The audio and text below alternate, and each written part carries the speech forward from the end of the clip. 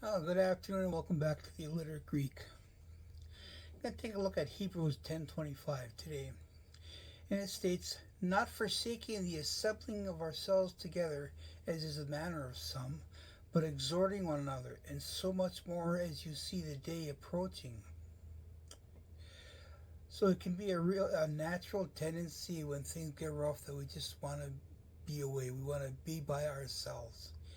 And we're encouraged by the scripture not to do that, to not forsake the gathering, but to gather together. And I want to look at that word forsaking. In the concordance, it's G1459 and katalipo. Oof. And it means to abandon or leave in dire straits, leave completely helpless, to utterly forsake and desert. And that's what our natural tendency is, that when things start going wrong, we just want to get away from everything, desert everything. But the word tells us in Deuteronomy, the Lord himself goes before you and will be with you. He will never leave you nor forsake you. Don't be afraid. Don't be discouraged. He will be with you. And there are so many things in the world today that want to tear us away from each other. Politics, economics, to vaccinate or not to vaccinate.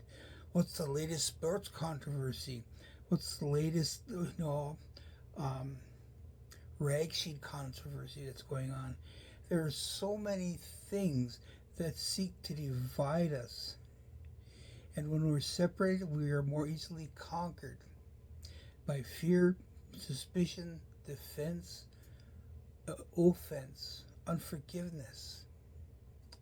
But when we are willing to lay aside our opinions and talk, we remain together and we remain stronger.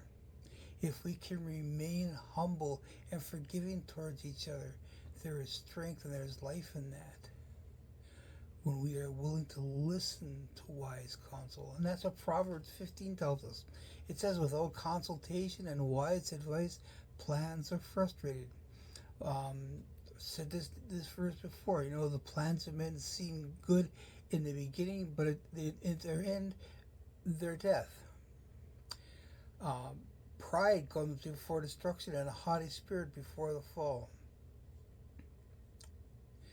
In Hebrews, it says, "Keep your lives free from the love of money and be content with what you have, because God has said, 'Never will I leave you, never will I forsake you.'"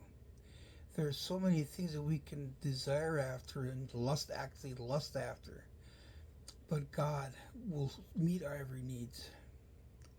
He says in John 14, "I will never leave you as orphans, I will come to you." And further on in that chapter, he says, "Peace I leave with you. My peace I leave with you." Don't let your hearts be troubled.